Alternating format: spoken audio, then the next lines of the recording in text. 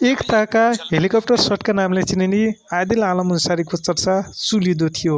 20मा केही समय उनी म्याच फिक्सिङको आरोपमा राष्ट्रिय टोलीभन्दा केही बाहिर रहे पनि उनले आफ्नो निरन्तर अभ्यास जारी नै राखे, जसको स्वरूप उनले नेपालका विभिन्न स्थानीय क्लबहरू र भारतका विभिन्न स्थानीय क्लबहरूमा उनले आफ्नो प्रभाव जमाउँदै गरेका अवस्थामा उनले पुनः अदालतबाट उक्त मुद्दामा सफाई क्लिन चिट पाइसकेपछि उनी पुनः ए टिममा पर्न सफल भएका थिए र ए टिमको इन्डिया टुरमा उनको निकै राम्रो पुनरावलोकन गरे पश्चात अहिले राष्ट्रिय टोलीको निरन्तर टिममा परेका छन्। वेस्ट इन्डिजसँग हुने 3वटा टी20 सिरिजका लागि उनीसँगै सन्दीप जोराले राष्ट्रिय टोलीमा पुनरावलोकन गरेका हुन् र अब एकदमै टिम सन्तुलन छ।